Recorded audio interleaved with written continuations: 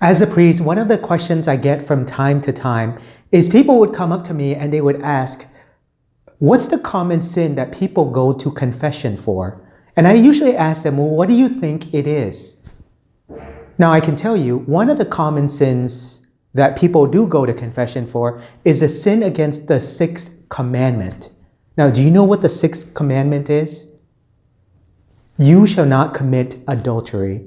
And in this video here, I'd like to share with you 5 main points about the story of the woman caught in adultery. You can find that in the Gospel of St. John the Evangelist, chapter 8, verses 1 to 11. The sin of the sixth commandment does not just mean the sexual act, like most of us think about. You know, that's at times a misconception. The sin against the sixth commandment also reverts to anything that perverts sexuality, including sexual thoughts, fantasies, masturbation, pornography. You know, pornography being a really, really prevalent thing, especially today.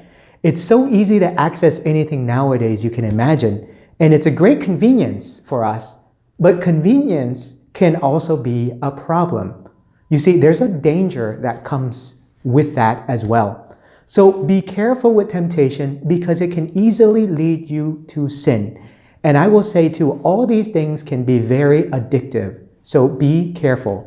If you'd like to learn more about temptation and sin and how you can avoid temptation and sin, etc., I'll put a link in the description below where you can click on it and learn about the difference. And if you haven't already, please subscribe to this channel to get weekly reflection on the scriptures and also weekly catechetical lessons. Okay, so let's go ahead and begin with 5 main points about this story here, the story of the woman caught in adultery. And I'll begin with point 5, then go to 4, 3, 2, and 1, 1 being the most important. So let's begin with point number 5. The woman is caught in the very sexual act of committing adultery.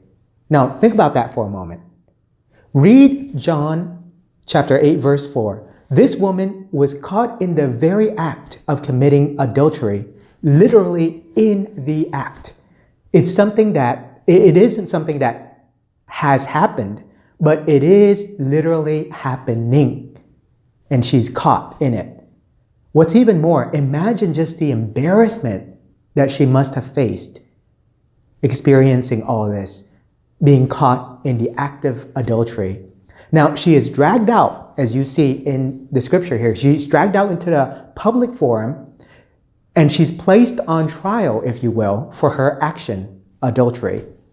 Now, those who caught her are witnesses to it. And the rest of the crowd, they're holding rocks and they're getting ready to throw it at her, right? Please visualize this event for a moment. It's very dramatic right here. This woman is going to die. This is reality. Point number 4. We're going backwards now. So point number 4, the law of Moses. I want you to imagine Mosaic law during the time of Jesus. And I'll give you 2 references right now. Reference number 1 is from Deuteronomy, chapter 22, verses 23 and 24. And number 2 from Leviticus, chapter 20, verse 10. In short, anyone caught in the act of adultery, that is committing adultery, will be condemned to death. That's the law back then. Now imagine if that law is around today, right? How many people would experience death because of this, right? But that was a law during the time of Moses, and it was very serious. And if you look up the references I just shared, right, from Deuteronomy or from Leviticus, you'll notice that it's both the woman and the man, not just the woman, but both, because it takes 2 in order to commit the act, right? So both are condemned to death. My question is, where's the man in this story? Okay, point number 3. Remember, we're going backwards. Point number 3. Judging other people's sin when we can't see even our own sins. In this scene in the Gospel, chapter 8, verses 1 to 11, the crowd is ready to stone this woman, right? They all have stones in their hands already, and they're getting ready. And imagine killing another person, stoning another person for their sins. Well, we too have our own sins, right? We're all sinners. We're all in need of God's mercy. All of us, you see, are very quick to judge other people and their sins.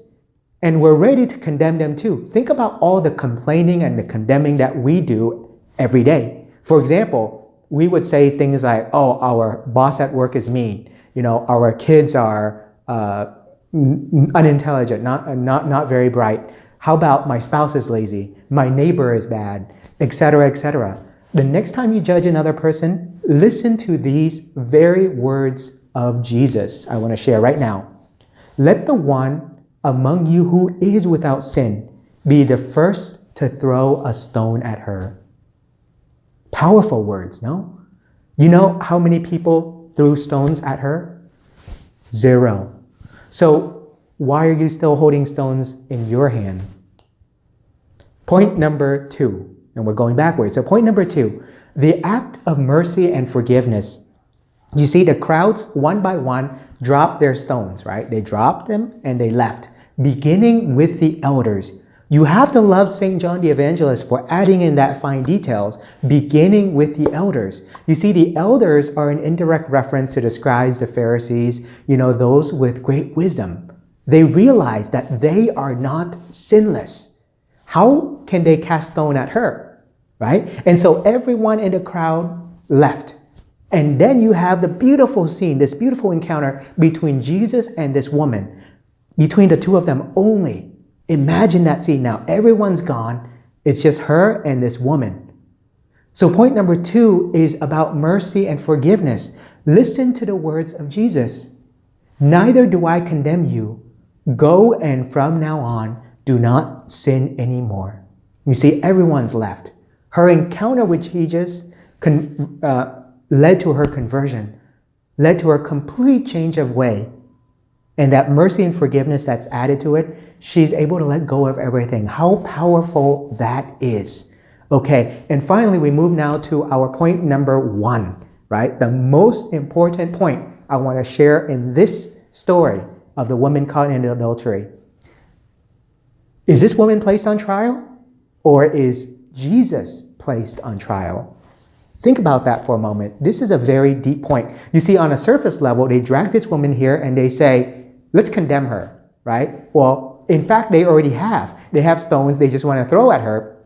So the reality is, my point is this, they don't care about this woman. They're going to kill her anyways. But they want to put Jesus on trial. And that's the most important thing we need to understand in this gospel scene. You see, Jesus is placed on trial.